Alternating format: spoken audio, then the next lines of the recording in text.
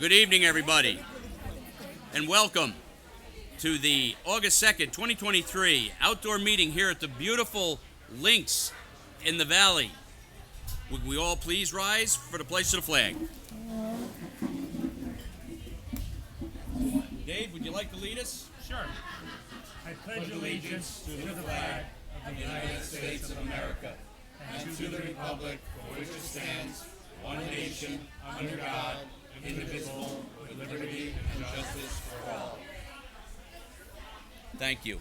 We all remain standing, please, for a moment of silence. Please keep in your thoughts and prayers all of our police, fire, ambulance, and all of our first responders that keep us safe on a daily basis.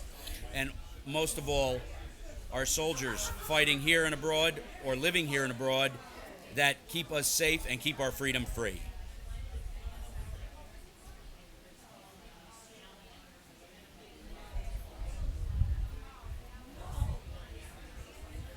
Amen. Thank you.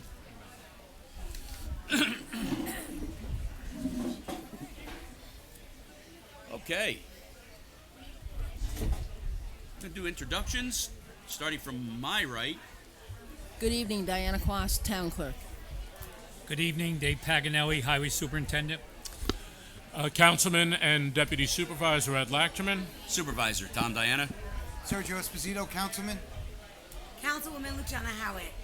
Mary Capocia, Councilwoman. Good evening, Dave Chen of Bleakley Platt and Schmidt. I'm covering for the town attorney Adam Rodriguez tonight. Thank you, everybody.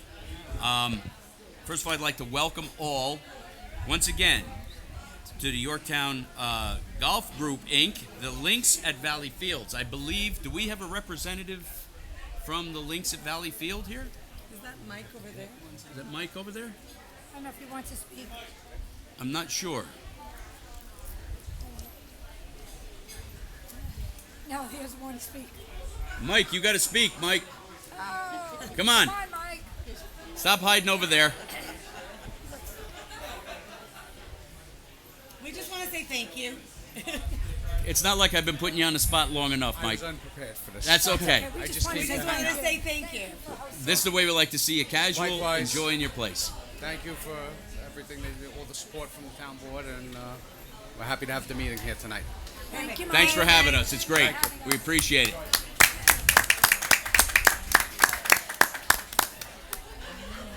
All right. I'll tell you, this is a beautiful setting we have here tonight. And to start it off, we're going to do two proclamations. One will be for the Korean War Armistice Day 70th anniversary. And we're going to have Major Sheridan come up and give that proclamation, please.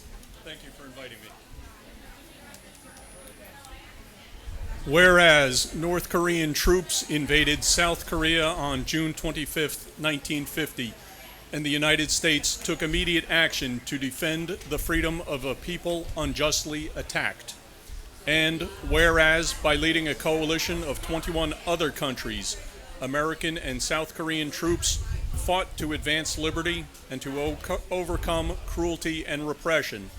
And whereas these men and women faced a formidable adversary and endured harsh conditions in upholding our nation's heritage of valor, tenacity, and honor during this important stand against authoritarian aggression.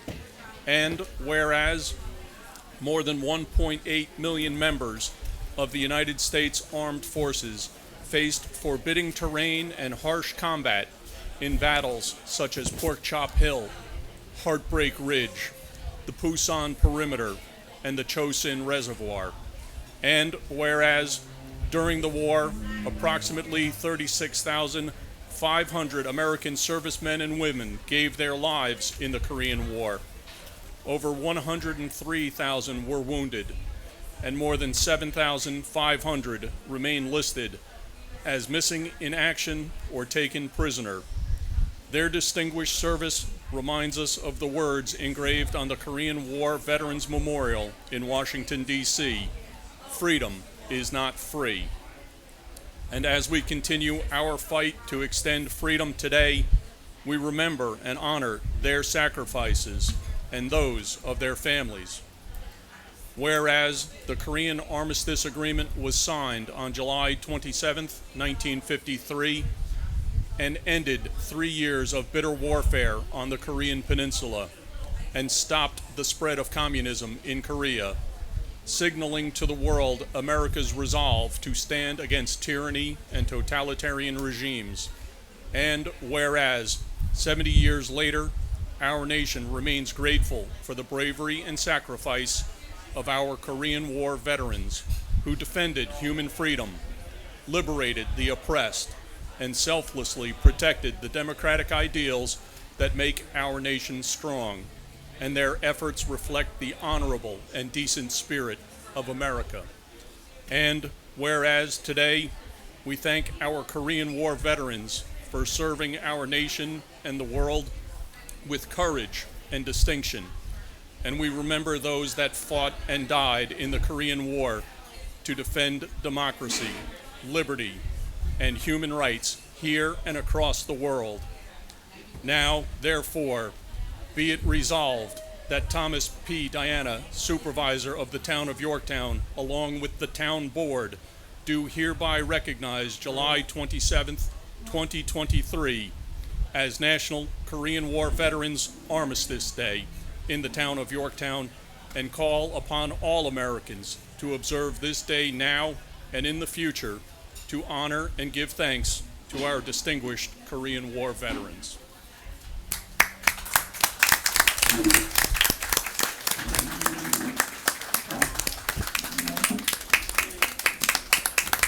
Thank you, Major. Thank you for the lovely proclamation. Thank you very much. Thank you, Mike. Bring that to you. Thank you so much. Thank you, sir. Major. Okay, moving on with one other proclamation.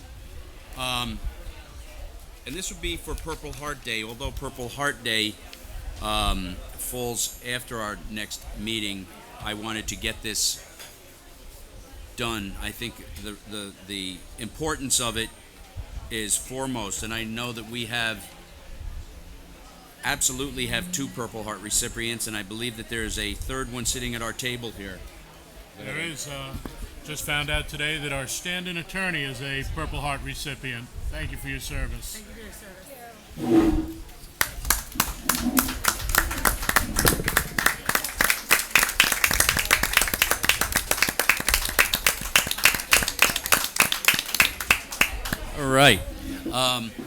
All right, Gene Lang, and we have Neil Gross. Don't hide back there, Neil. You come on up here, too. You can read. I wasn't going to let him get away that easy. Nah. Okay. I'd just like to read that proclamation. I greatly appreciate it. Both of these gentlemen are Morph members, both Purple Heart recipients. And, well, one is a York County. The other one, he escaped, he went to Somers, but we'll let him in. He had to apply for that transfer to Somers. Yeah, I haven't approved it yet. I haven't seen the orders. No, come through, no. Gene. We'll see what happens. Whereas the Purple Heart Medal is awarded in the name of the President of the United States to members of the armed forces who are wounded or killed in action. And whereas the Purple Heart Medal was first created by General George Washington and remains the oldest military declaration in the world in present use. And whereas the Purple Heart Medal was discontinued after the Revolutionary War but reinstated by the U.S. War Department on February 22nd, 1932, the 200th anniversary of George Washington's birthday. And whereas nearly 2 million American soldiers who have been wounded in battle or killed in action have received this prestigious recognition for their bravery and valor. And whereas it is fitting and proper to take time to remember these heroes who fought for and protected our freedoms both at home and abroad. And whereas on August 6th, 2013, the town of Yorktown declared itself a Purple Heart town through a resolution as recommended by the Military Order of the Purple Heart, Chapter 21. And whereas the freedoms we cherish come at a price paid by the brave soldiers who stand watch every single day. Now, therefore, be it resolved that the town of Yorktown recognizes August 7th, 2023 as National Purple Heart Day, and be it further resolved that the town of Yorktown recognizes our residents who are recipients of this prestigious Purple Heart Award and thank them for their services, and be it further resolved that the town of Yorktown recommits itself as a Purple Heart town. Thank you, Neil.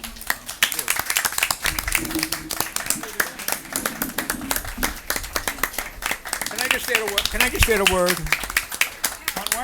One word. One word. Go ahead. Many years ago, when Gene and I first met, okay, he said he was given the Purple Heart by our state senator, okay, on his front lawn. And he's met with me and he said, I'd really like to help out now. I really like to help the chapter. And I said, that's great. He says, but just do me one favor. Don't ask me to talk. And anybody that knows Gene Lang knows, okay, his 3 minutes is like 30 minutes. Okay, No. loves to talk. No, that's not true. Thank you. Thank you. Thank you. Eugene. Neil. Neil.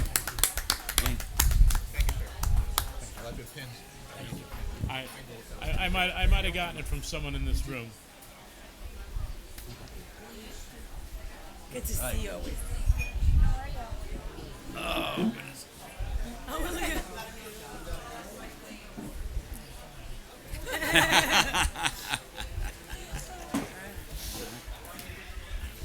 Thank you all very much, and to our dedicated service members of all wars. We have a presentation from Chief Noble. Is the chief here yet? He's not here yet. Okay. water's here. What's that? Oh, good. Okay, Jenna, you have those Yeah, give me one, please. Thank you so much. All right.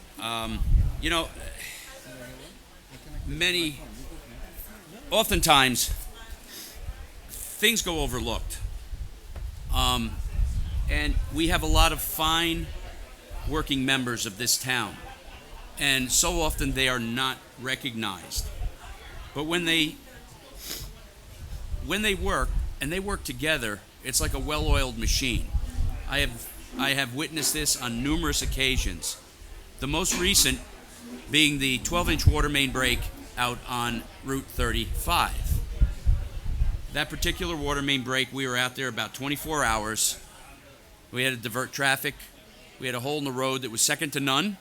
Right, Dave? That was a good one. Second to none. Second to none. And you know what? I just wanted to recognize our water department at this time and our highway department at this time that worked hand in glove to get this job done. And not only did they get it done, they got it done without one single person, not one, losing a drop of water throughout that 24-hour period. Now, the crucial point of this whole thing was that we had to get that road repaved and reopened by Monday morning. We were able to get blacktop trucks to come down out of Fishkill and get it repaved and get it reopened by rush hour. That started at 1 o'clock the morning. I'm sorry, 1 o'clock the afternoon before. It was a Herculean task that these fine members of this town workforce did. And at this time, Dave and Kenny Rundle, our water superintendent, and Dave Paganelli, our highway superintendent. I would just like to please give these to your men and women of your departments a recognition of their achievement on the way that they work so well together. It's just a piece of paper, but it comes from the heart. And I just want to say thank you. It was amazing to watch how departments work together, and that's what it's all about. Oftentimes they say, the water doesn't work with the highway, and the highway doesn't work with. It's not true. The highway doesn't work with anyone. The highway doesn't work. That's all right. And I think there's, we have anybody else from the highway department here? Angela, come on up. She's not moving. No, he's not moving. She's waving. Okay. Anyway, gentlemen, I just want to say thank you for what you've done and what your employees have done for Thanks, Tom. the town. Thank you. Thank you very much. Benny? The men and women of Highway are very grateful. Certainly they would have been here, but they started at 7 in the morning, work till 3, and a lot of them live about an hour away.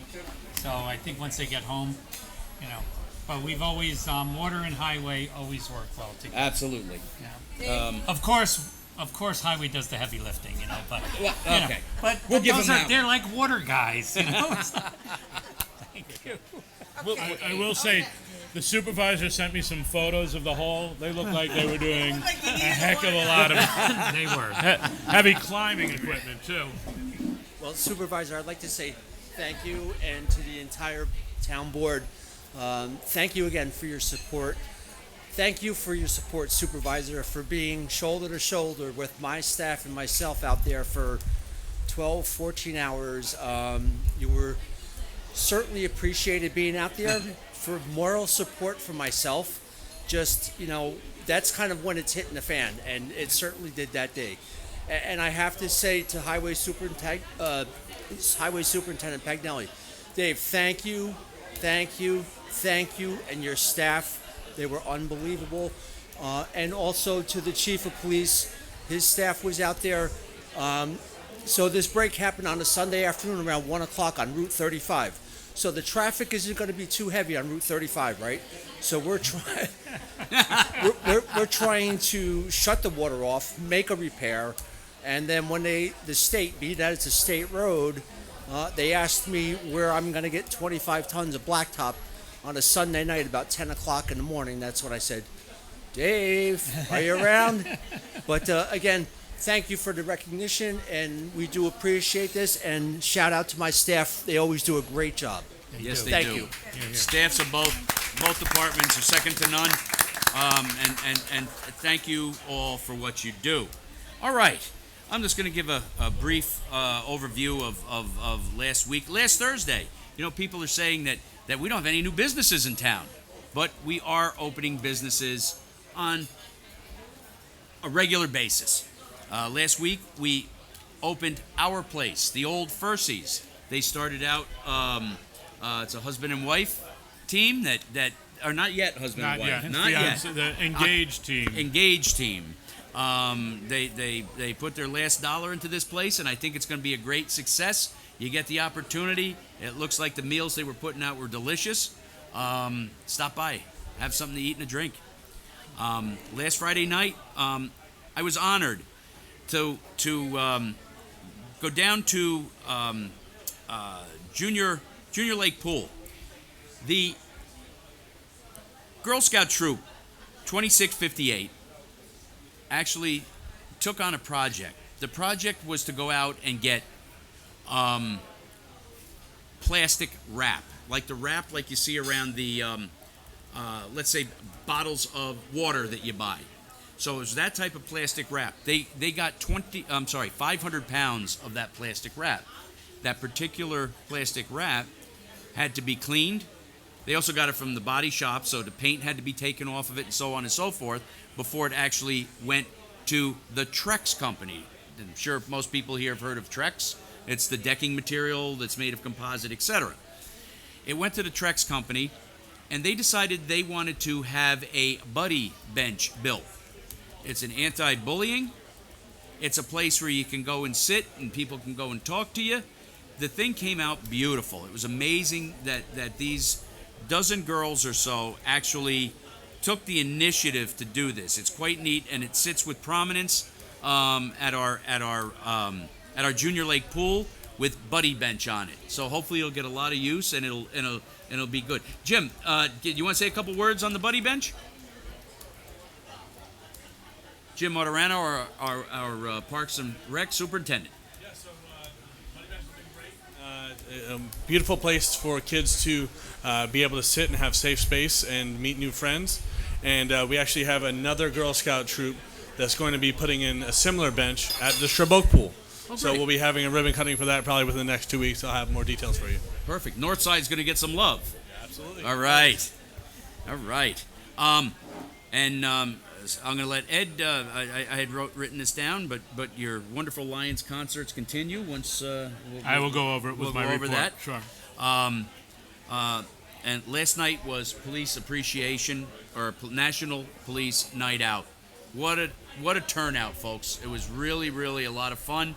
I think the kids had a ball on the bouncy houses, and a lot of reuniting with old friends and so on and so forth. Especially someone that stood behind the badge. It was kind of good to reunite with some of my old brothers and sisters. This Saturday, okay, mark this one on your calendar, folks, is the 125th birthday of the Grange Fair from 4 p.m. to 8 p.m. That should be a pretty good time. The Grange Fair is another one of the jewels in our community that sometimes is often underutilized. And people only think about it when it's around Labor Day when they have their fair there. But they have things that go on there all year long. They have a Christmas fair. They have the maple syrup weekend. It's really a great place, and everything that they get in there, that donation-wise, and when you go buy pancakes like on the Maple Weekend, all goes to help pay their taxes, their rent, and so on and so forth. So if you can get there on Saturday between 4 and 8, that would be great. Also, at the library, it's the end of summer reading finale party. That's at the John C. Hart Memorial Library, and that starts at 5:30 on Saturday also. And as we go down, and I'm sure Dave's going to want to say a couple words about Old Crampon Road, and I'm going to end right there. So to my right, I'm going to start with Highway Superintendent Dave Pagnelli. Oh, wonderful.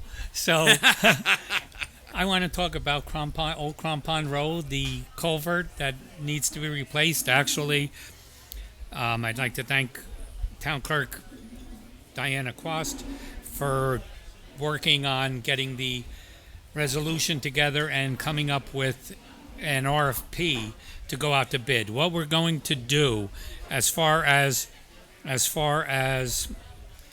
culvert and bridge repair is this particular RFP is for 2 years because we've got, for instance, Ridge Street. We have, the culvert there is starting to collapse. We have Brookside Avenue.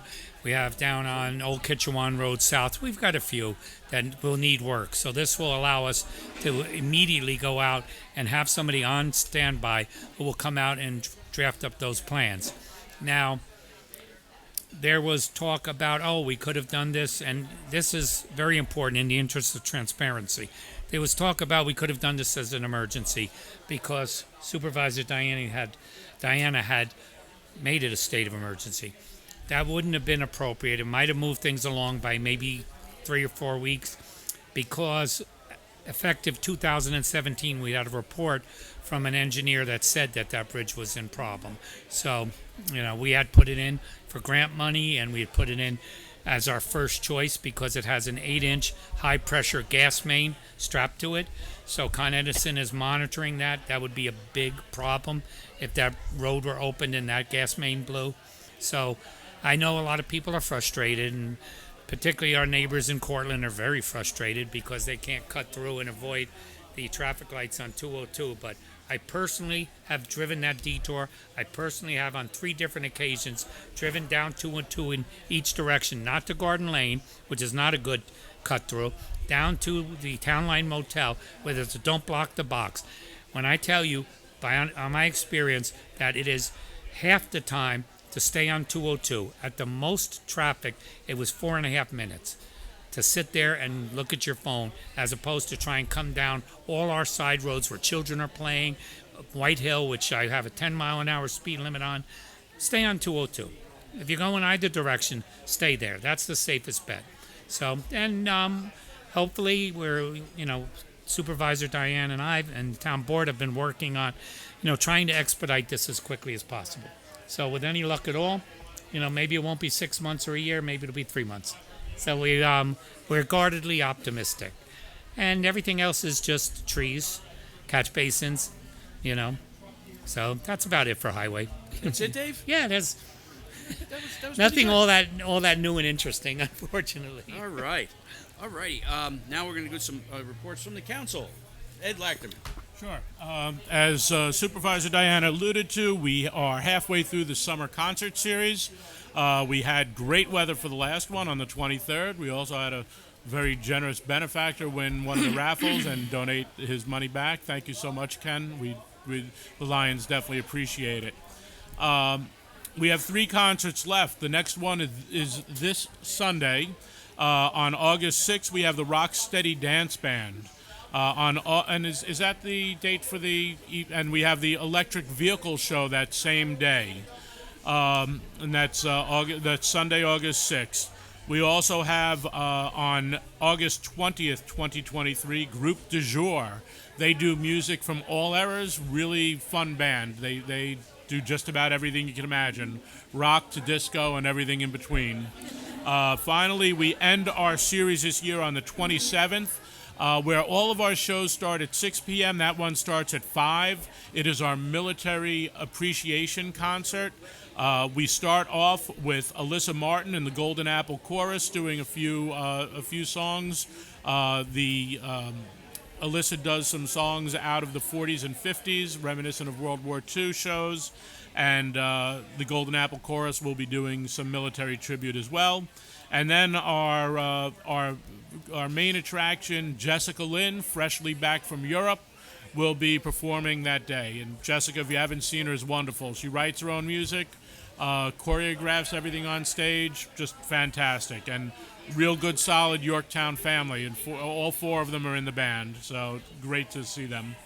I'll leave the hole-in-one contest to Luciana, since she is the liaison.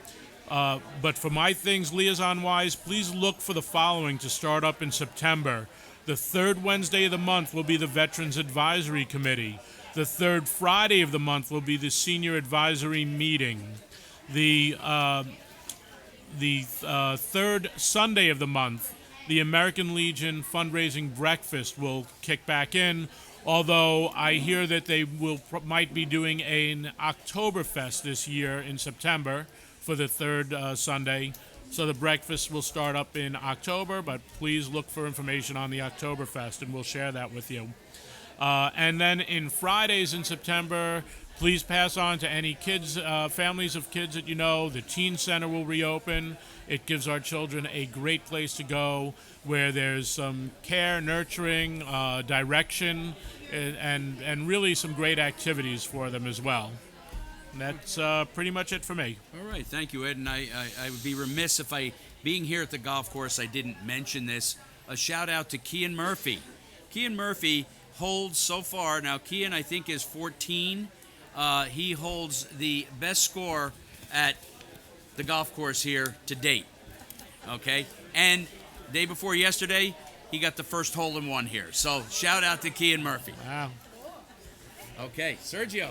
All right, guys, how's everybody? Just a couple of quick things. We did have on the 25th of July, Shed the Meds. If you missed it, don't worry.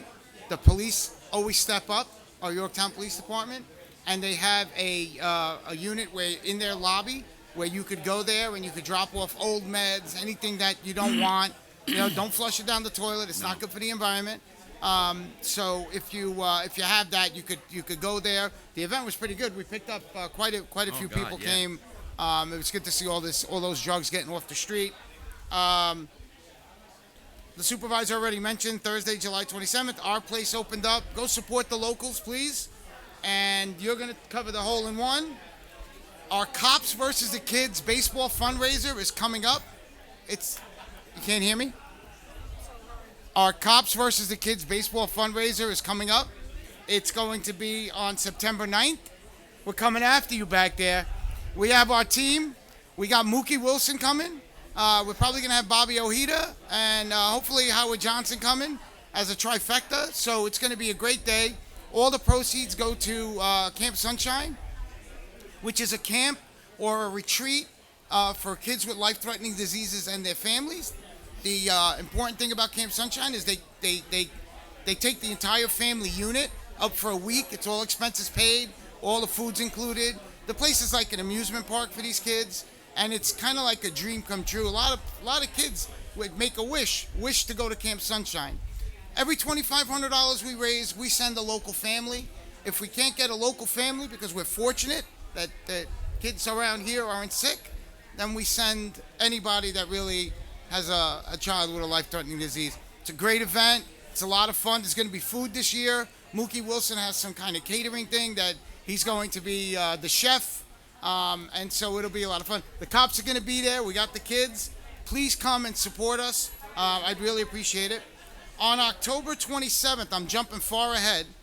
Jenna Belcastro and myself are organizing a marquee makeover night for the Yorktown stage. It's a comedy night. All the proceeds are going to go in to replace the marquee. I think the marquee, we need about 60 grand. So I don't think we're going to quite make that 60 grand that night, but we'll have other comedy nights. And Jenna, thank you for stepping in and pitching in. All right, so save the date. We got 3 comedians. John Ivorone, who's a Yorktown local, by the way. Gene Trifolo, and Richie Byrne. So it's going to be a great night, and I'll have a lot more, and I'll be chirping about it. Just wanted to get it on your radar. Thank you very much. Okay, Lou? Okay. I think I'll start with the hole-in-one since everyone's throwing it my way. All right. So this is our 3rd annual hole-in-one. It will take place on August 20th. The time is from 10 to 2, and it's right here at the links. In the event of the rain, it'll be rescheduled for August 27th. Now, what is really important here is that the Friends of Parks and Rec are putting this on. So go on Facebook and friend the Friends of Parks and Rec here in Yorktown and go ahead and donate so that we can continue to do these wonderful things here in town. That's one. Number 2, big shout out and congratulations to the Yorktown Summer Swim Team for winning the Division 1 last weekend. Big shout out to our Superintendent of Parks and Rec, who's their lively coach of all coaches. And last but not least, I want to give the PD a wonderful shout out for the night out. I want to also give each table that was set up to show their support a big shout out. And I want to thank the behind the scenes, which was the Parks and Rec and whatnot, for not only setting it up so it looked like an amusement park of love, light, and good health, but also taking it down so that today, those who routinely use that park didn't even know it occurred. So I'm going to give you guys all a big shout out. That's all. Perfect. Thank you. Thank you, Lou. Mary? Hi, everybody. I hope everyone is enjoying their summer. Better bring that mic down to you a little bit. Sorry. Hope everyone's enjoying their summer. They pretty much took care of all the events, but I do have a little bit of a quick reminder. After next week's meeting, there will be no more town board meetings until Tuesday, September 5th. So next week's the last one in August. Yes. That's great. And I know it's also too early to mention, but we have September, which is going to be a very fun-filled month. We have the Yorktown Grange Fair, September 8th through the 10th, and then followed by the San Gennaro Festival. So we will see you next week. Thanks, guys. Great, thank you. And we have a special guest appearance from our Chief of Police, Robert Noble. Woo! I thought I had to call Diana because I'm going on vacation. So I needed a- Come on up. We're done to Huh? We did them. Yep, we're good. We always save the best for last. That's We do. Hey, Chief. Hi, Chief. Hello, Chief. Hi, good evening. That's true.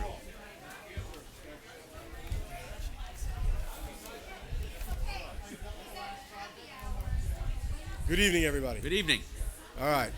First of all, I will echo what Councilwoman Howard said, and I'm here a little late, and I do have to run after this. We have somebody threatening to kill themselves and possibly doing it suicide by cop, so I can't stay here very long. I do have to leave. We have some serious police business going on. But while you have me, I need to thank the Yorktown community for National Night Out, for supporting us. Need to thank the town board, Supervisor Diana, all the council. Everybody was here. Town clerk, Diana Quas was there. Handsome Dave, I didn't see you there. Where were you? The lights. You got me my lights, though. No, I was doing them that evening. Thank you very much. And you know what? The gentleman behind me, Jimmy Martirano, did an outstanding job. Just an outstanding job. Yep. Really helped us out. As was noted in a Facebook post earlier today, I mean, 2/3 of my police department were there. Most of them off duty. That's a testament to the commitment to this community and the love that these officers have. Many of them, this is their hometown. So they take special pride in policing this community. And it was a great party. We look forward to doing it again next year. But again, it was great to see the turnout and all the young families, the seniors that were out there. A lot of smiles, a lot of positivity, and that's what we like here in Yorktown. So as long as the people come out, we will continue to do it. Luciano, you hooked me up with another great DJ, DJ Frankie. He was outstanding. So Do it again next year, Chief. all right, I'm going to hold you to that. Thank you very much, because you need a good DJ. You need the music. A couple things that are going on, around town. The officers have been doing an outstanding job. You may have read in the newspaper multiple arrests, last week. One of them being the burglary of a jewelry store where $40,000 was taken. The work that was done by my officers was just outstanding. But what was even better, and that's what we say here in Yorktown, help us help you, was the business community. The business community stepped up, shared video, anything my officers needed. They really went out of their way to help us. They helped us close this case in quick order. And that's what we need. We need the community's help. That's what I'm here to come here ask for tonight, to remind the community to please continue. Don't ever be afraid to call us. A few things that are going on around town, we often remind people. One of the few things that we're dealing with out in the community is thefts from unlocked cars, all right?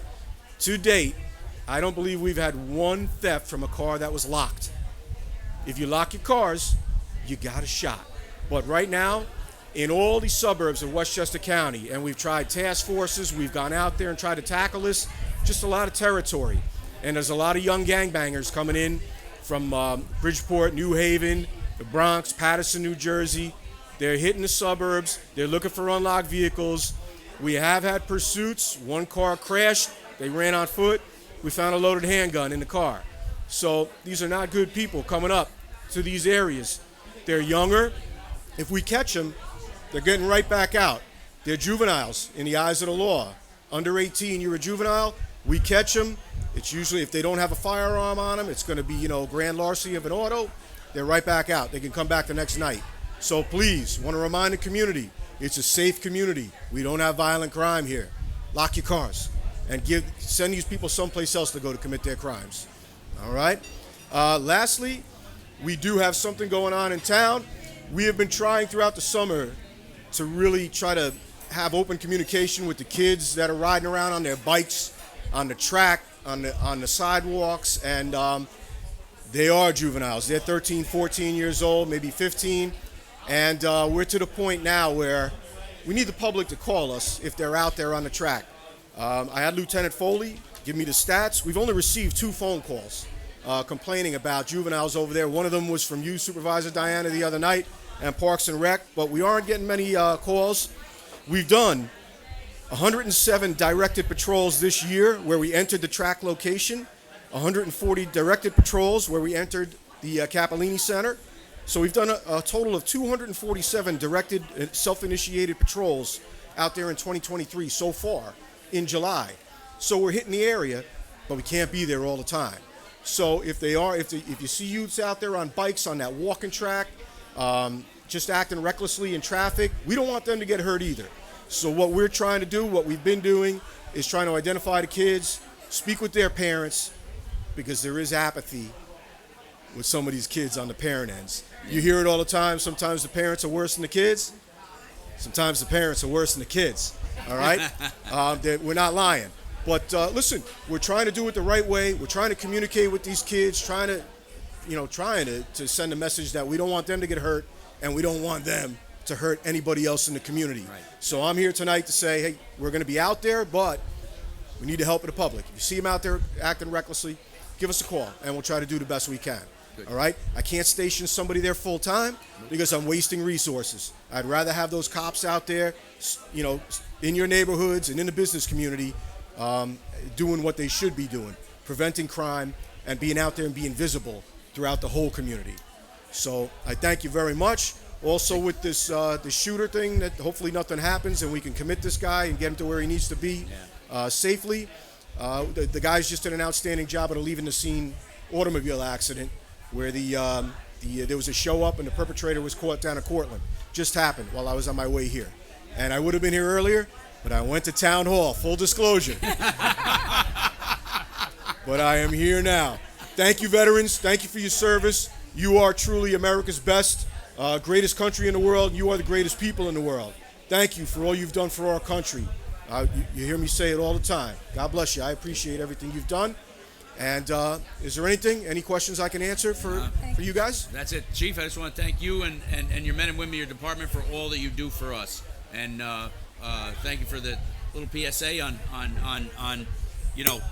what's going on in town. We absolutely appreciate it. I know you got stuff to do. No, we do. And thank you for all the support. What was that? Chief, am I allowed to sign a waiver in the event that you get my son on a bike? You can keep him.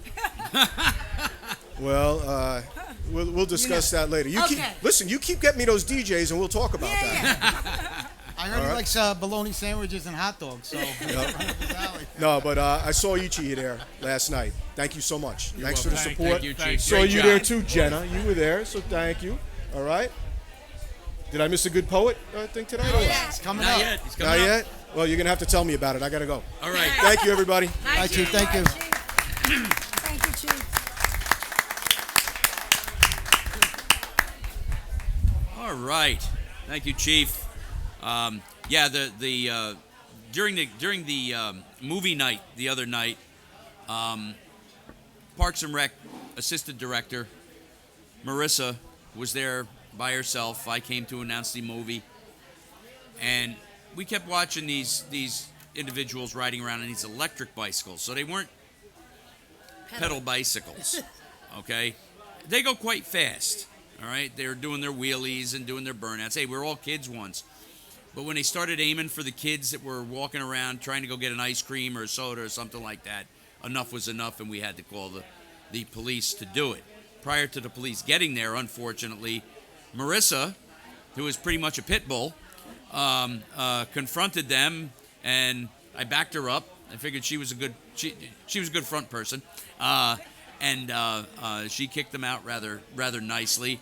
Shortly thereafter, the police had come, but they had been on 2 other calls prior to getting this one, so they had to triage it and put it into some type of priority. But we are going to be redoing the laws and putting new signage up on our parks prohibiting that type of activity, because they were actually doing their little burnouts on the grass and stuff like that. Our Parks and Rec staff works hard to keep these fields up nice. They don't deserve to have to work even harder because of that sort of thing.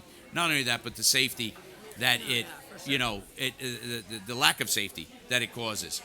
These little bikes are fast. I was surprised. They had to be doing 30 miles an hour or so across the grass, aiming at kids, the whole 9 yards. So it's pretty dangerous. So if you see it, please give them a call. Give the police a call. Let them come do their job. Thank you. All right. The long awaited for and much sought after John McMullen is going to read us a poem first.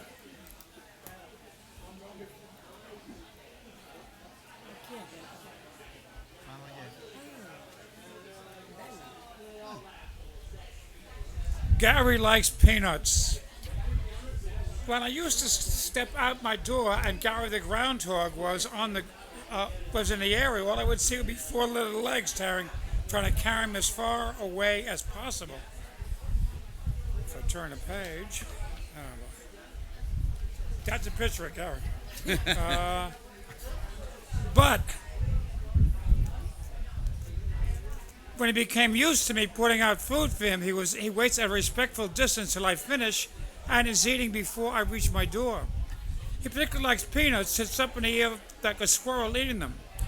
To feeding of him, the deer, squirrels, raccoon, chipmunks, birds, and the indoor fowl, the wonder dog, Coco the wild liver kitten, and Ninja the stealth cat gets expensive. But the IRS won't let me claim them as the dependents that they are. And this is a picture of Gary. Let's see. And this is... Thank you, John. Thanks, John. Barbara, eating could all you the nut. join your husband at the podium for a moment? Gary does seem to be enjoying that peanut. She's going to join you at the podium. Barbara's going to join you at the podium. Gonna let them see the picture. Possessive, isn't she? Barbara, this is in recognition for you. Okay? All right, for putting up with John F. McMullen for 45 years. All right, the town of Yorktown offers its congratulations and compliments and condolences. Okay, keep up the good work, and I believe it's happy birthday also. Oh, it is. Happy Thank you. birthday, Barbara. Thank you, sir. Thank you.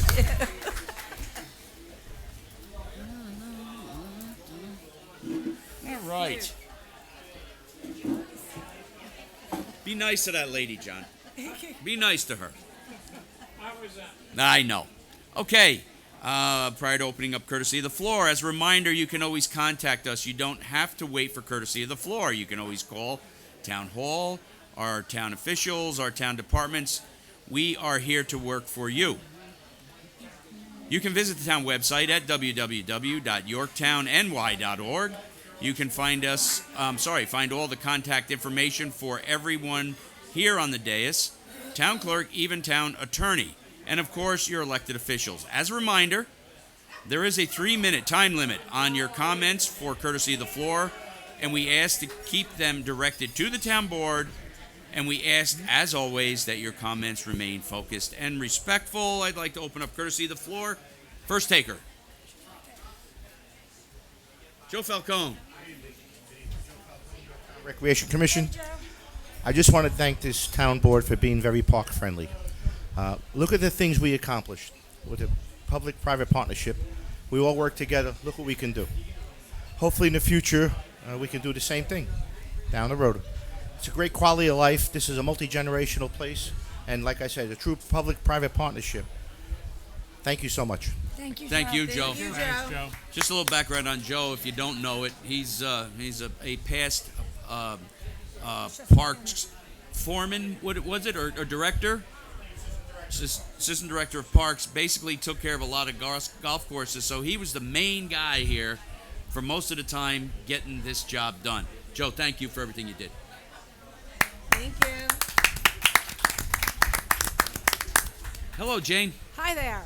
I'm part of the public-private partnership with parks. Many of you know me as the Trail Lady. I live on Deer Street, Mohegan Lake, just down the road from where Tom lives. Yep. Okay, I'm a volunteer with the New York, New Jersey Trail Conference and supervise the volunteers who take care of approximately 40 miles of trails in the town, as well as trails in FDR State Park and Hilltop Hanover Farm. My volunteers are the folks who clip back vegetation and let me know of problems such as downed trees, washouts, like the ones that occurred on the July 9th storm. But there is also a trail crew that works on fixing those problems and Boy Scout Eagle projects that make it possible to walk through wet areas. Since 2010, the Trail Conference has had a legal agreement with the town called a Memorandum of Understanding. It spells out what we can do, it spells out what they can do, and what we can both do, either of us can do.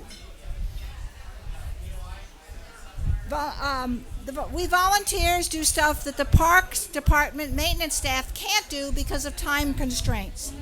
My volunteers take pride in their work and make it possible for hikers and mountain bikers to enjoy the trails. I'm digressing from my prepared remarks to say I am glad you're going after the e-bikes and the ATVs that are running through the parks and causing damage and endangering kids' lives in the parks. My husband, Walt Daniels, and I are going to work with you to help get those laws up to the state standards. I'm going to do a little bit of recruiting. A volunteer is assigned a trail and is asked to visit it 2 times a year. He clips brush and takes care of things that the Parks Department maintenance staff would not be able to do, including removing blowdowns My husband and some other volunteers are certified USDA sawyers. Okay. Now, I have some vacancies for volunteers. They will receive training and have support for what they're doing. I also run a trail crew, and I alert the parks when they need to do it. And I see my time is running out. Okay. All righty. I might ask my husband to come up and read the rest of it. Okay. We get Eagle projects, but the big thing that I'm concerned about is there's nothing in the parks budget to take care of repairs on the trails. And I would like to see that included when you start the budget process next fall. If anybody wants to become a maintainer or help on the trail crew, they can contact me through the parks office, and my time just ran out. Okay? Thanks, Jane. How many trails? Do you want your husband to come up now? I don't know where he is. I've got enough. I've said enough. You said enough? Okay. Thank you, Jane. All right. Thanks, There was Jane. someone asked me a question. No, it's okay. I just want to know how many trails are assignable. You said you needed volunteers to assign. I probably have about 5 or 6 that I need to have some people, and the trail crew can always use some help, especially since this last storm. Okay, thank you. Great. Thanks, Jane. Mr. Kopstein. Good evening, Jay Kopstein. Hi, Jay. I am not fully conversant in the vagaries of contract law and its relationship with competitive karting contract, the possible change in management or the change in ownership. I will leave that to council.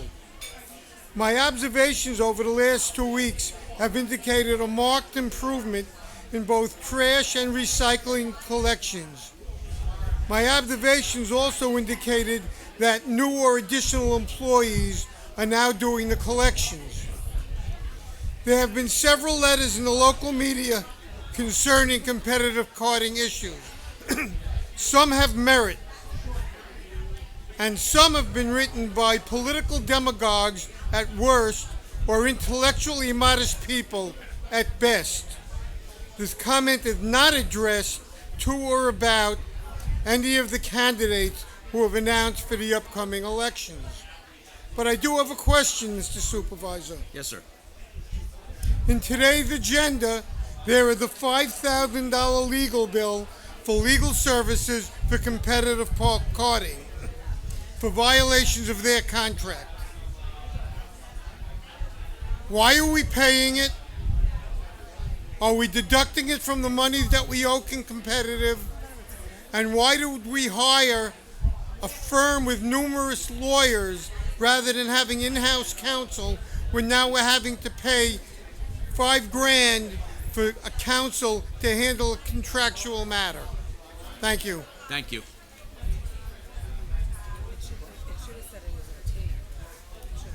Bob Giordano, Friends of Yorktown Parks and Rec. Town Board, thank you for giving us the plugs. Luciana, thank you very much. Very welcome. I wanted to get this sign up to the camera.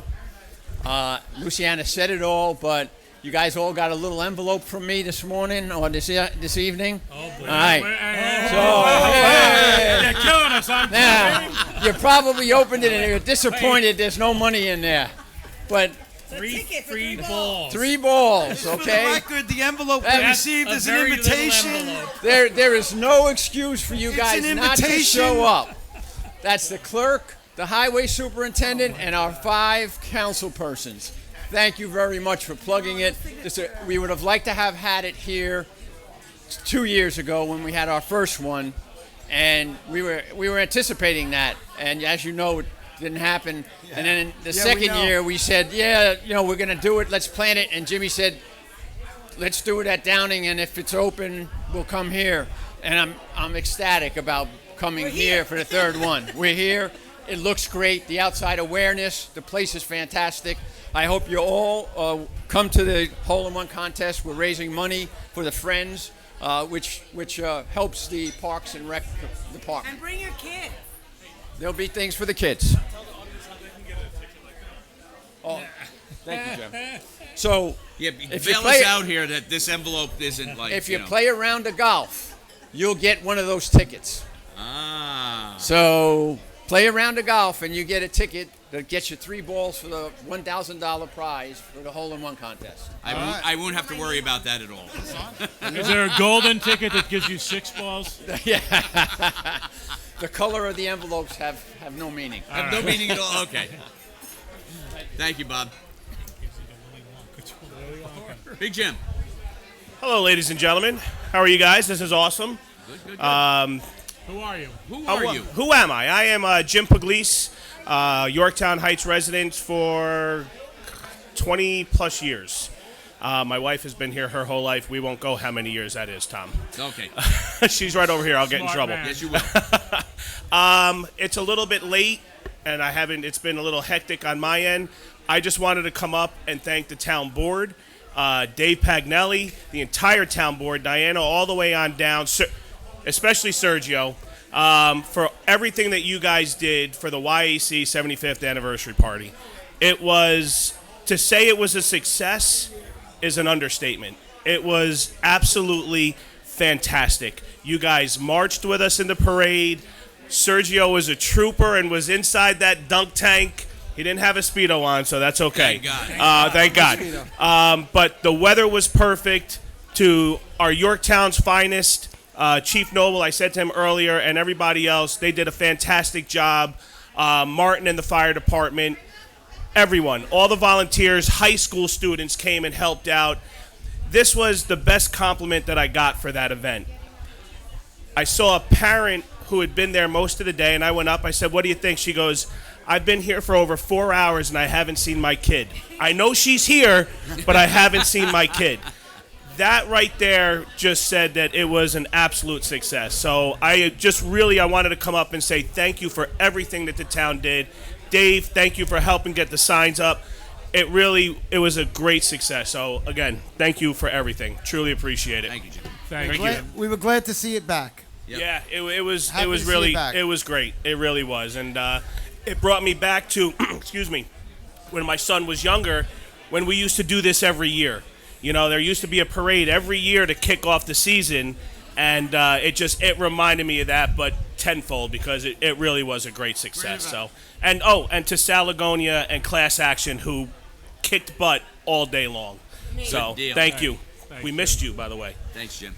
I know. Anybody else for courtesy of the floor? I can't be in 2 places.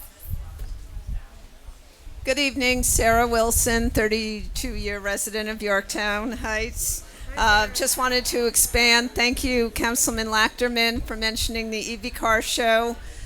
Just as a reminder to our residents, it is this coming Sunday, August 6th, between 5 and 7:30.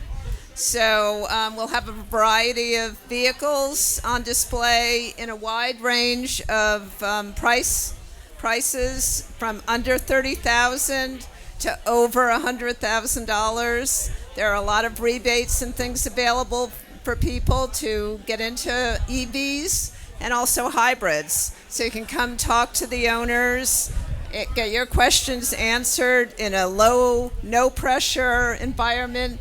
Speak to friendly people like Larry Killian over there or myself about, what's involved in having an EV. And then, so come early, come at 5 o'clock, and then stay for the concert, which is the Rocksteady Dance Band. There you go. Thanks very much. Thank you, Sarah. Thanks, Sarah.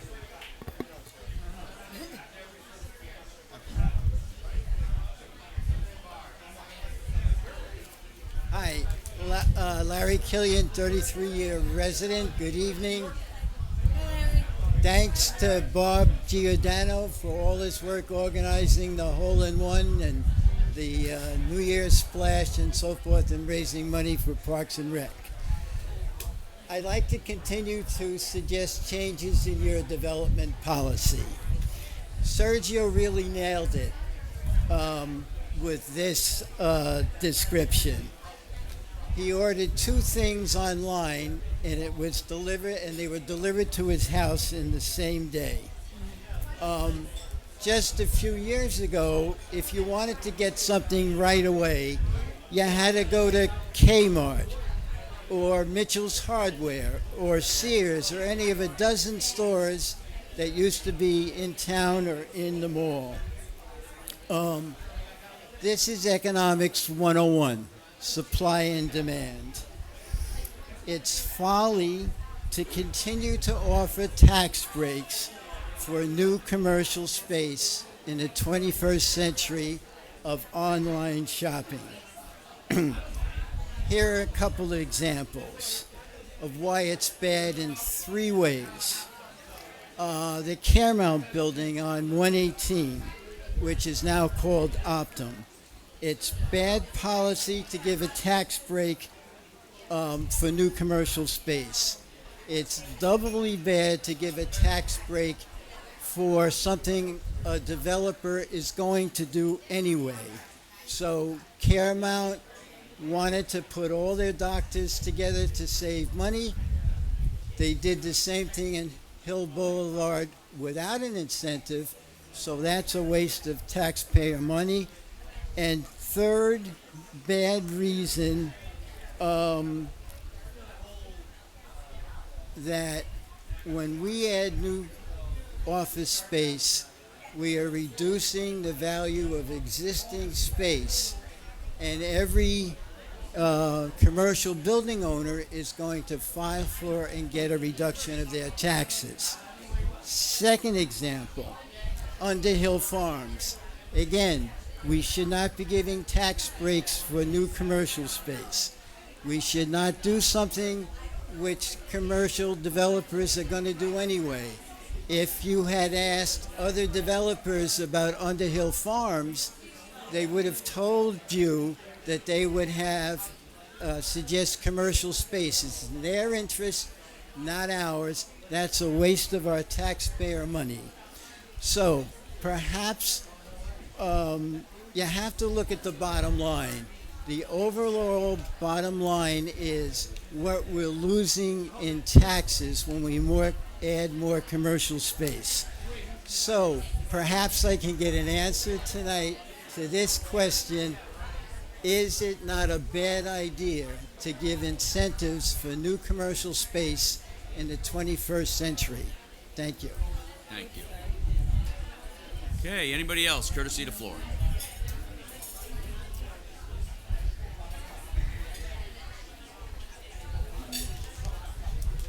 Good evening, everybody. Good evening. I'll take my glasses off so I can see. Good evening, Mr. Supervisor, members of the board. My name is Steve Shaw, and full disclosure, I am a candidate for councilman. In the last 2 weeks, 20 people have reported issues with recycling pickup through the form we circulated through the town board meeting, the last town board meeting. We've got 6 missed in section 4, 4 missed recycling in section 6, 3 missed recycling pickups in section 7. Now the rest were scattered throughout town. These likely represent just a handful of the missed pickups. Wondering if you guys have had any additional complaints through your office, and if you know where they were based. Staying on the garbage and recycling issue, Competitive Carting is reported to have had issues supporting its employees.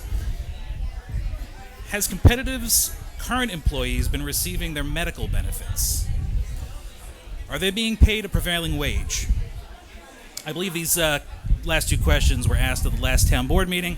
I don't know if we got a response. I don't think that we have. Now that the Competitive is being sold, will this new entity lay off any of the current employees? With regard to the sale of Competitive Carting, will Mr. Amico still have ownership rights, or is he selling 100% of the business? If he is selling, is it legal to do so under these circumstances due to the current laws? And last, who is buying Competitive Carting, and how have they been vetted? Are they licensed with the SWC? What's their financial situation? Who is their CEO? How many employees and trucks do they have? And where will this new owner be disposing of the recycling? Thank you very much. Thank you.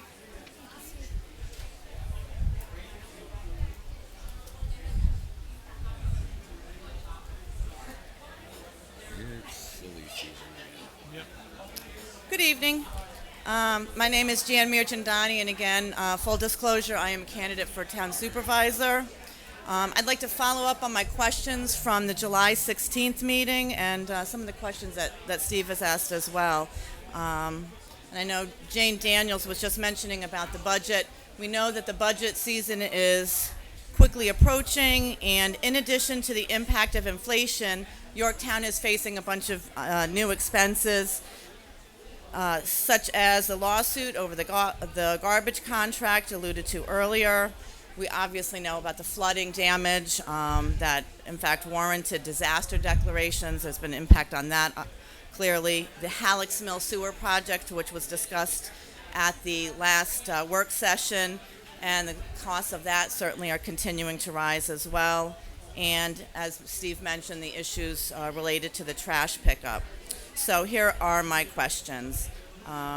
In addition, and it sounds like we have some of the answer from the agenda today, has Yorktown incurred any additional costs due to the lawsuit over the garbage contract? And if so, how much is the town paying in order to respond to that lawsuit? Is the town at risk for any other litigation? And have there been any other lawsuits filed that haven't been made public yet? Specific to the flooding, I'm wondering if, since FEMA only reimburses money that has been spent, how we're going to cover the costs, the initial outlays for that flood mitigation. Relative to the sewer projects, it was mentioned about grant applications. What grants specifically are we applying for? Have we applied in the past, and if so, what was the result of those applications? Going back to the garbage contract, what costs are associated if we do end up having to change contracts? What costs are there for that new garbage contract? And lastly, is there a way to circumvent the 9% tax increase that you were all predicting at the last budget cycle at the end of last year for this coming 2024 budget cycle? Thank you. Thanks, Jan. Thank you.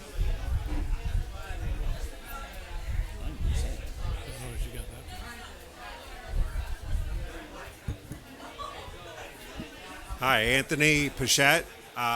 First, I want to give a shout out to you because to deal with this, the audio stuff, I can actually hear you, and I can't hear. And I can hear everyone very clearly. So shout out to you for that.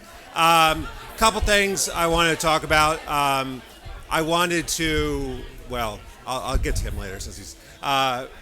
Can you talk about the closure possibilities on 35 if the water break happens? Are you going to keep 35 open and alternate traffic on that road, or is it going to be a detour up Evergreen and around Loader again? No. I want to say to the supervisor, I saw that in the paper from last week that you were very supportive of the UPS strike and the people that were striking. So I just saw the great movie, oh my gosh, Oppenheimer, and in that movie they were talking about the people that are supporting the strike, and they were all communists. And I don't think you're a communist, so I think we've come a long way in that period. I don't want to judge, but I'm assuming that. I think there was, I forgot what the last thing was, but, I wanted to talk about, I respect what the supervisor was talking about. If someone is approaching a child in a harmful manner with an e-bike with threatening to harm them, yes, you should call the cops. But in general, I don't know. I don't want to say, it's hard for kids in this town to find a place to ride their bike. And that track, I saw a couple of parents going after, I think it was a 10 or 11, not going after, but trying to tell them not to ride their bikes around that track. I mean, little kids, I think it's all perspective. I think it's all relative. So I would highly encourage you not to call the police unless it is a very threatening bicycle rider, because it is hard for them. It's really hard for people to ride around the town and not be threatened by what I think is the real danger, drivers driving insanely around this town. So, all right, thank you. Thank you. Anybody else? Courtesy to floor. We have a motion to close courtesy of the floor. So moved. Second. Second. All in favor? Aye. Aye. All right. All right. We can answer a couple questions here. Might as well start with Ed to my left. Right? To my right, rather. Sure, let me find my. Your notes. Yeah, so I want to talk a little bit about the commercial space. As someone who has a business that is a total brick and mortar business, which is a massage studio, can't perform that one, online. There's a need. There's a decision process that a owner and a real estate person has to go through. And there's also a lot of competition in the market to get commercial space filled. If you don't know what I'm talking about, take a ride down to Cortland. Look at Home Depot, the Cortland Town Center, all the places that at one point or another, Yorktown had a bite of the apple that they didn't have enough teeth to sink into it. So there's definitely needs. Otherwise, people wouldn't be building them if they didn't think they could fill them. And when you talk about incentives and you talk about tax breaks, the only existing tax break that is out there for new commercial and also renovating existing commercial is a 485B tax exemption. And what that does not give away tax. I know Susan doesn't agree with me as she shakes her head, but what it does is it takes the additional tax that would be earned and gives back a portion of that. That is not giving away the tax dollars of the people. It's encouraging businesses to invest and to come to Yorktown. It's actually a New York State law anyway, and it's there for the asking. And I don't think there's anything wrong in trying to lower our taxes for the homeowners by building up our commercial tax base. There's a lot of argument about it. The main point is that it's done correctly. It's done with thought process, and that's why we have a planning department. That's why there was a master plan done, and the needs are there. Otherwise, people wouldn't spend the money. So we could have the conversations on the economics of it over and over again, and there are definitely different windows that we all look out. And I always say that. As a business owner, I see things a little differently, and I rent space. I don't own space. So someone who owns looks differently, and people who shop look differently as well. So that was that on that. There was the question about the online survey. I know there was a large part of what we spoke about last week was, and we didn't know about the survey, was making sure these comments were brought to refuse and recycling. Were those sent in? I'm not sure. You could please see me after the meeting and let me know, because it doesn't do any good if they go into the ether. And we're working as a total unit to try to get all the situations taken care of.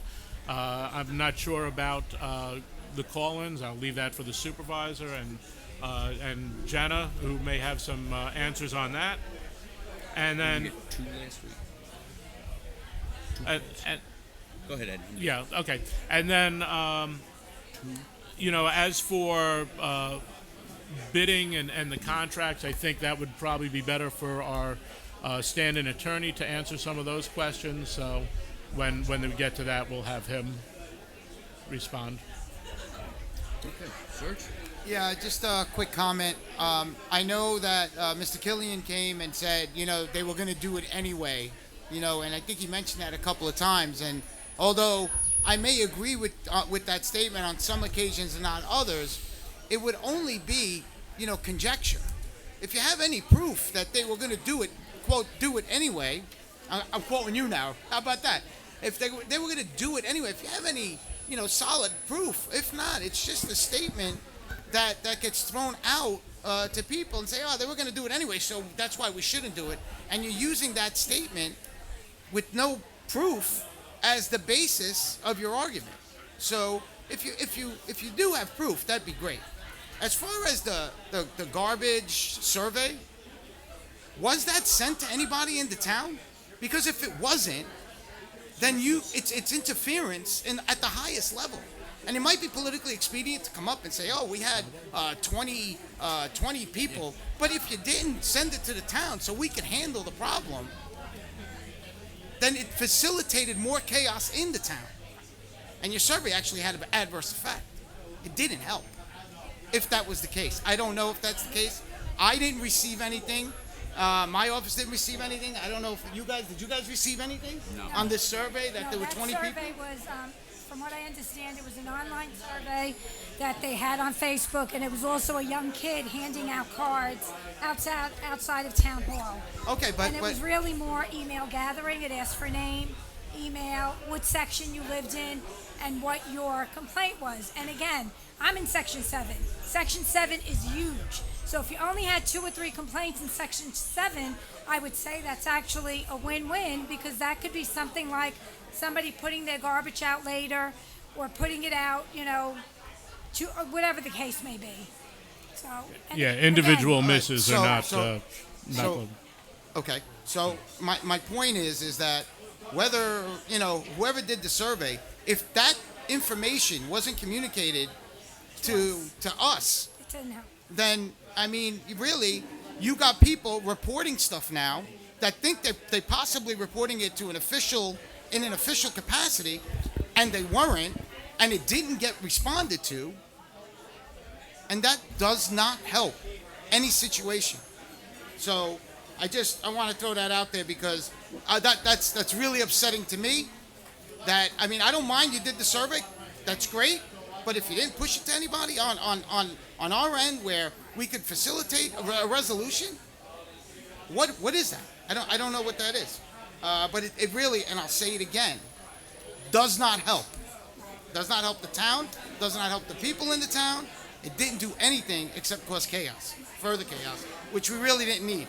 And as political officials, as public officials, as whatever it is, that whatever the disclosure is, that is an important thing, is to, whether you're on one side of the issue or the other, to try to keep things calm and try to get a resolution and not create more chaos. I'll get off my soapbox now. As far as prevailing wage, it's important to understand that when they submit their invoice to the town, and that's why it's important to understand municipal law. When competitive carding submits their invoice to the town, it comes with a list and a payroll that they have made. It's a form that you have to file that's a state form. So, yes, they are getting prevailing wage, because on that form, it tells you what the employees are making. So, and again, it does have to be certified as well. Thank you, Ed. So that's where I'm at. Let me see if I got anything else. I think I'll end it there. Thank you. Okay, Lou? And I think it's really just it's not the kids riding their bikes. I think it's the kids that are being disruptive and intentionally being disruptive. And unfortunately, I think that the whole calling the cops is really just maybe to confiscate the bike and have a parent come get it. It's not really it's kind of like to stop it and make it so that it's noted and everyone's in cahoots of how they should behave. I would certainly want that if it was one of my sons, because my son might say he's doing totally fine, but I want to make sure he is acting the way that is respecting other people in space and boundaries. So that's a big one. Jane, I think she left. I think it's really important that we do take pride in these trails. They're absolutely beautiful. On the hike that we went to on Mohegan Lake Day, my kids were picking up just garbage and debris and enjoying the berries that were growing wild. And so if anybody wants to give their family a little chore so they have something to do after on a Sunday afternoon or something, it's a good way to take a minute, put down the electronics, connect with nature, and also connect with your family. So maybe you can assign it to an entire family. I'm trying to convince my husband, if you're watching.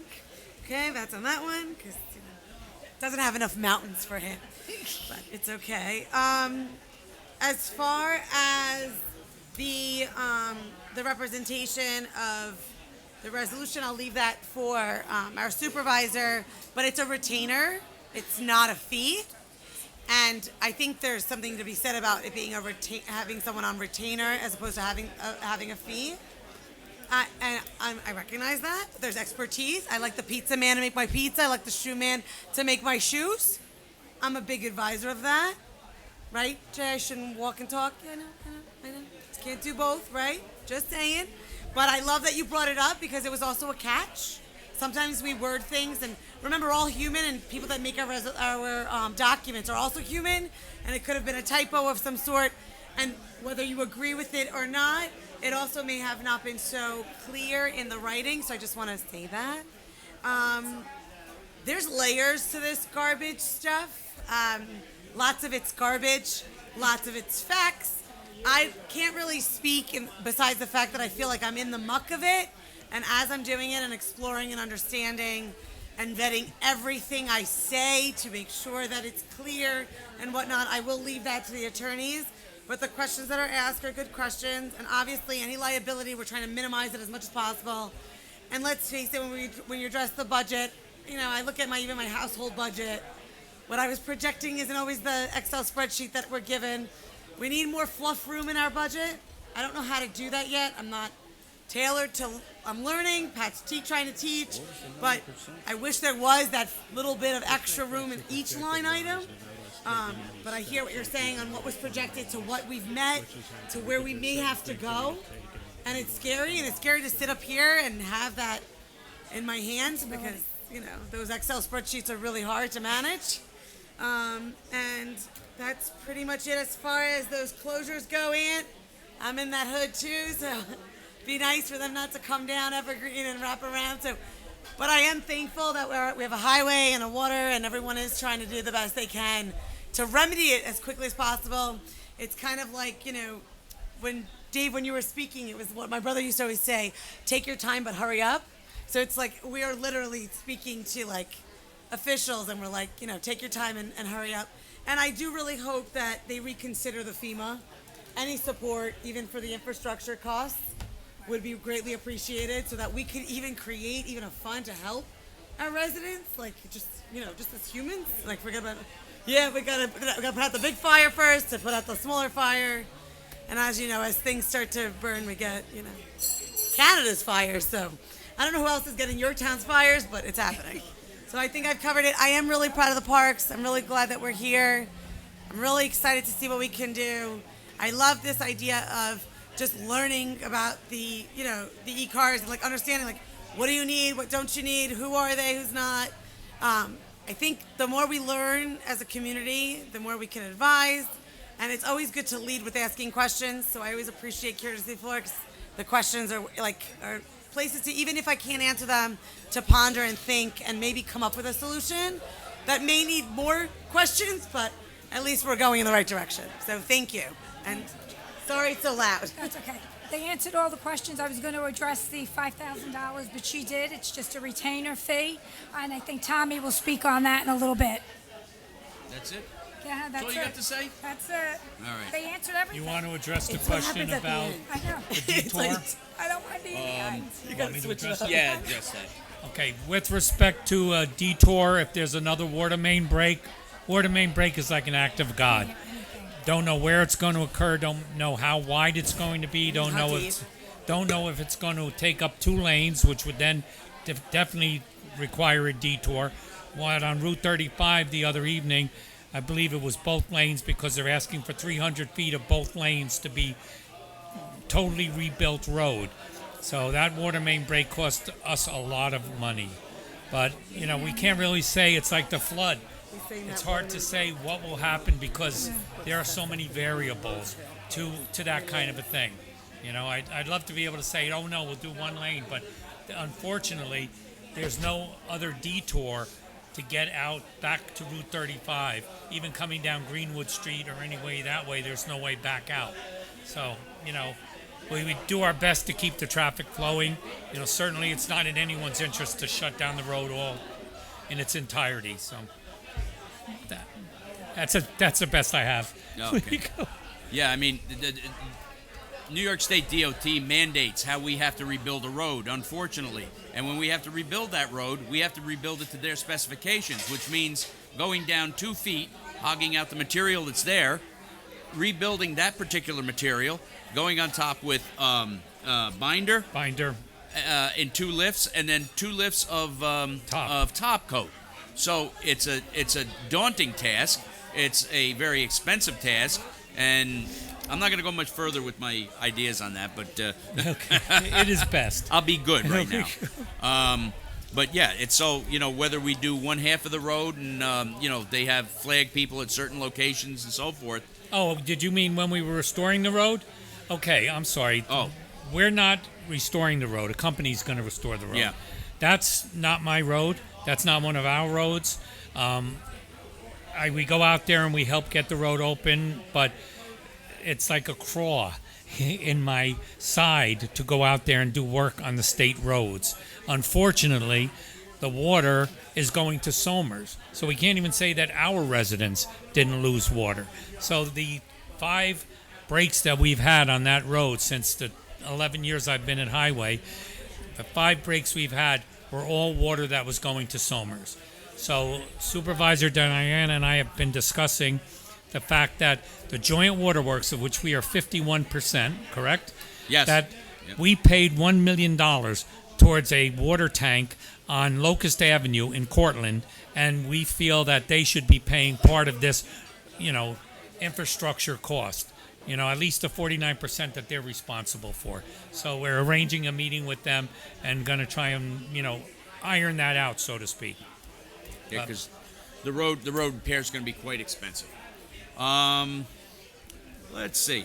Talking about the attorney, the special counsel that we have on the agenda tonight, that is going to be most likely a moderator between the Solid Waste Commission and our town attorney.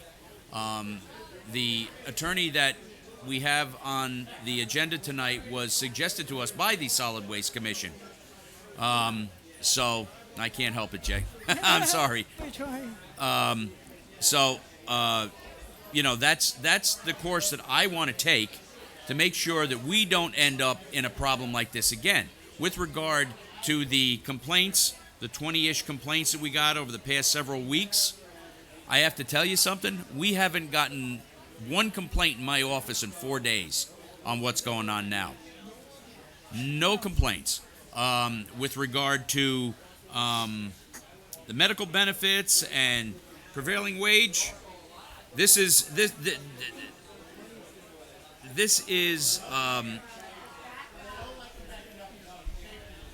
Town Government 101. Prevailing wage. Okay? The stuff is given into the comptroller. They say what it is, what they paid, what they're doing, how they get their benefits paid, and so on and so forth. It's totally up to the contractor. We pay a set fee.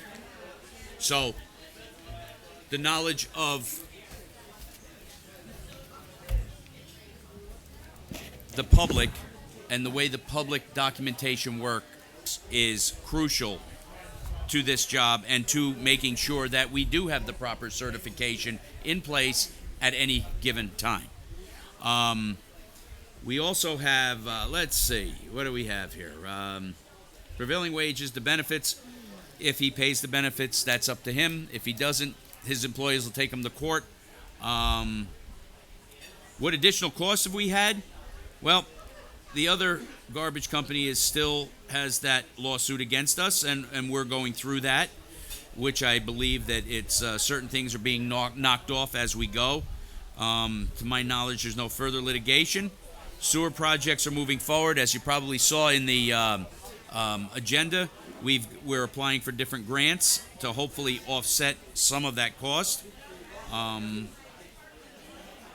with regard to the I guess it was a website or to a Facebook post that was put out there, as Sergio says, I'm just going to reinforce it.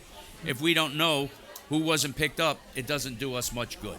So it's not, you aren't helping your own neighbors if that's out there, okay? And that's wrong. Because all we've been trying to do on our end is to help all the neighbors and to make sure that things get done right. Let's see. With regard to the tax breaks, Larry, I got to tell you, you take a place like Soundview. They haven't paid taxes in how long? Okay, now we're at least getting about $50,000 a year out of them, all right, to offset some of the taxes. Those taxes are going to go up quite a bit once they do start building. So the notion that tax breaks aren't good is that just a notion as far as I'm concerned. We're also getting a major infrastructure rebuild done at basically no cost to the town. Nothing comes out of the town pocket. Whether you agree with it or not, that's my spin on it. Okay, it's coming out of the contractor's pocket, and he's going to get a small tax break for several years on just the commercial end. Now, when I say the commercial end, I don't mean commercial as in shoe store or so on and so forth. It's the apartments, and it's the commercial space for the mansion, whatever that may become. So that's how that's going to work, and it's just on that. The rest of them are at full tax value. And then you have the 485B program that kicks in. So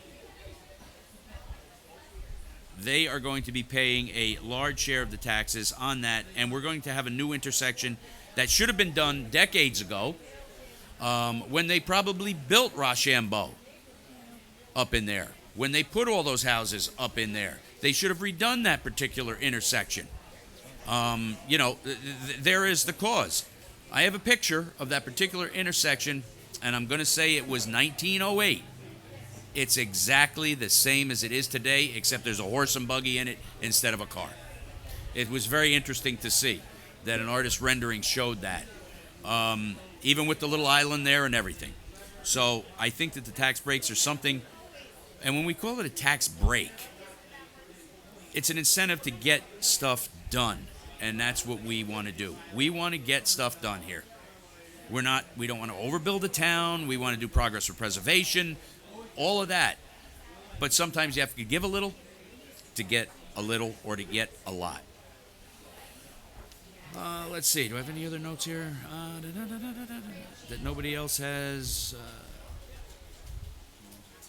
I will say I saw that photo, and the thing that amazed me is that you were the driver in 1908. Thank you very much, Ed. I appreciate that.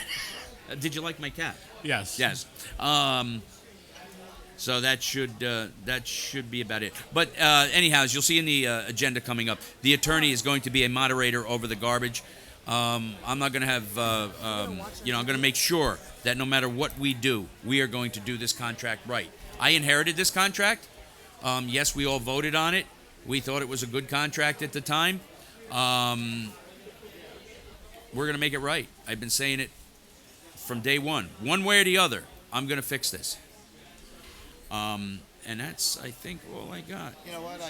I think the fix started with our hard stance on Mr. Amico when he was running his company because of his mismanagement, and us coming down on him with the fees and the penalties.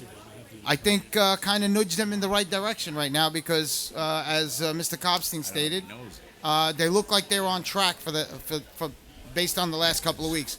I hope and pray that that doesn't change. But at least for the moment, what we did and the actions that we took were effective. Yeah, our actions, took effect about a week and a half ago, 2 weeks ago, when we hit them with almost a $60,000 fine.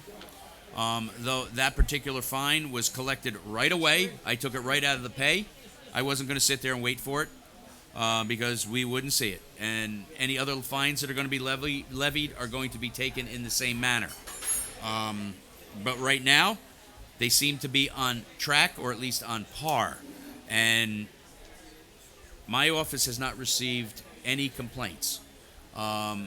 Refuse and Recycle has not received but maybe a couple that were missed pickups. But that happens with garbage. I think people are very hyper-focused on garbage at this point in time.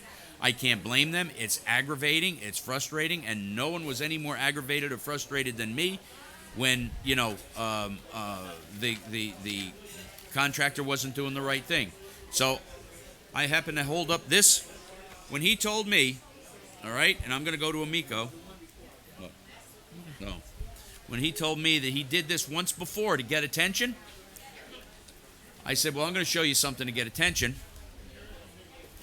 So I held up the default and cure order and a fine of $60,000.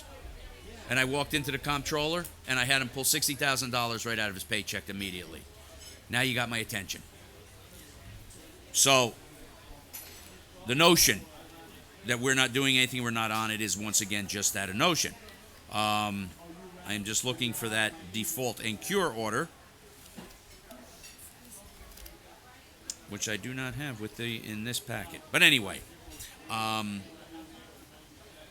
not going to take any nonsense from the garbage contractor, this one, the next one, and any in the future, as long as I am supervisor. They're vetted as far as we can vet them legally in regard to the law, in regard to the contract. And I'm going to make sure that any further action and vetting is done in the proper manner. And that's what municipal government is all about. Anybody who understands municipal government will understand that. Anybody that doesn't will not. Huh?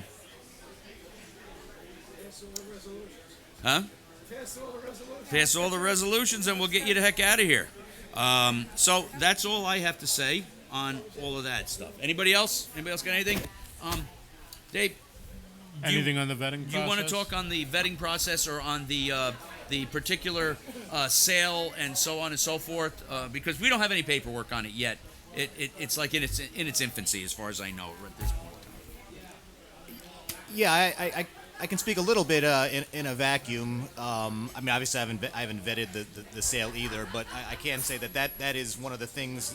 I think the question was asked whether Mr. Miga is going to retain any kind of ownership interest. My understanding from my colleague, Mr. Rodriguez, is that he will not.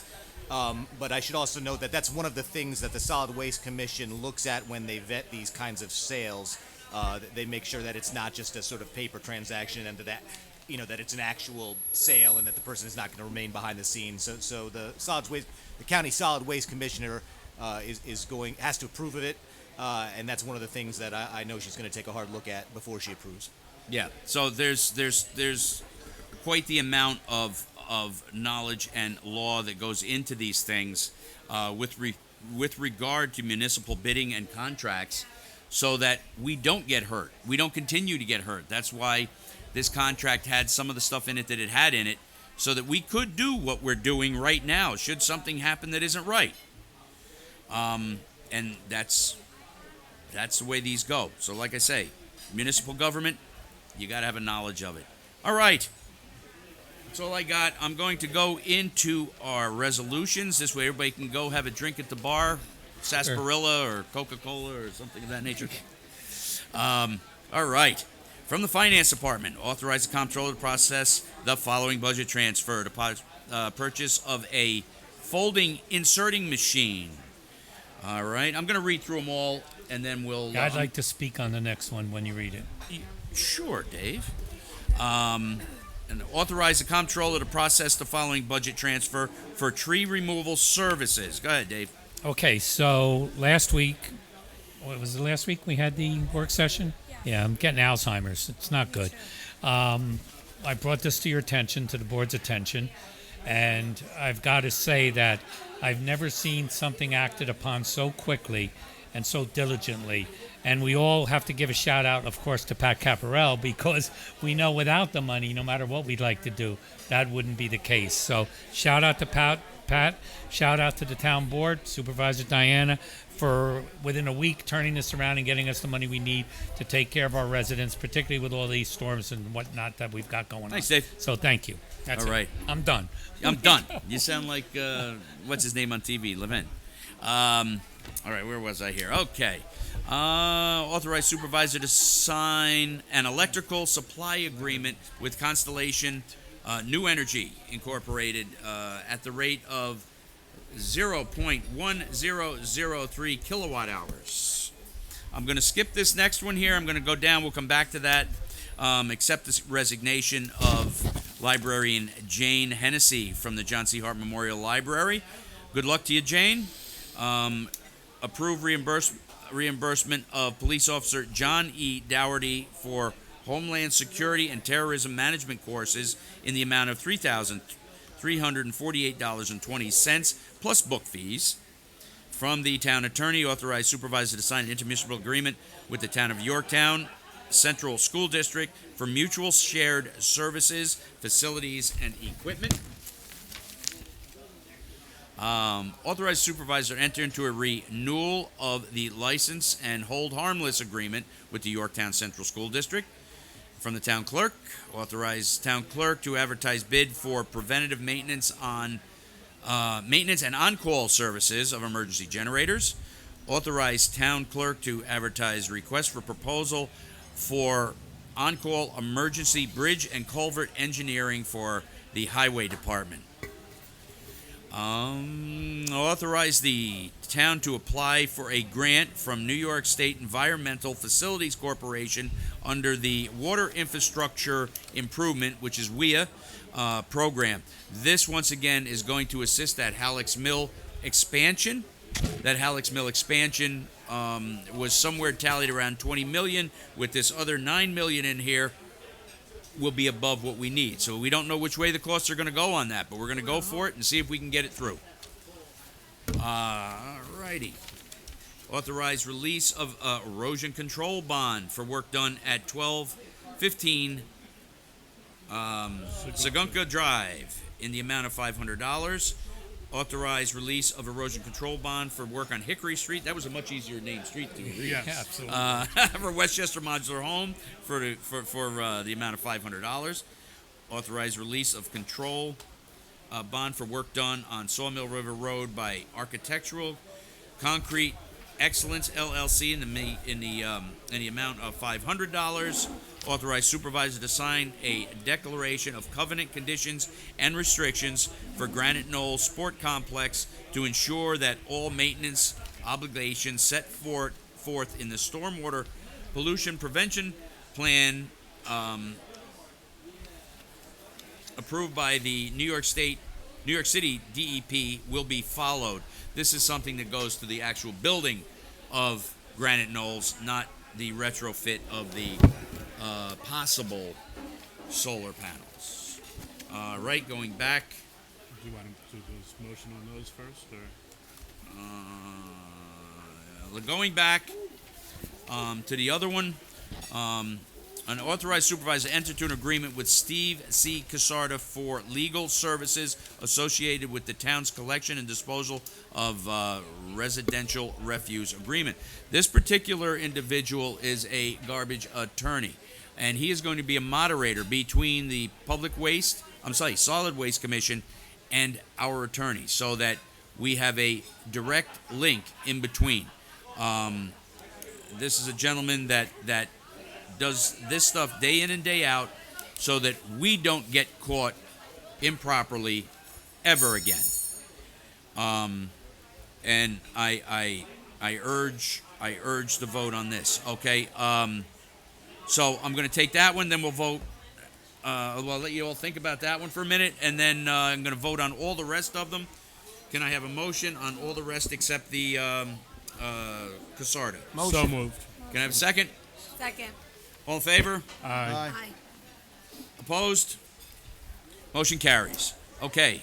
For the one I just read, the authorized supervisor to enter an agreement with Stephen C. Casarda for legal services associated with the town's collection and disposal of residential refuse agreement. Can I have a motion on that one? So, second. All in favor?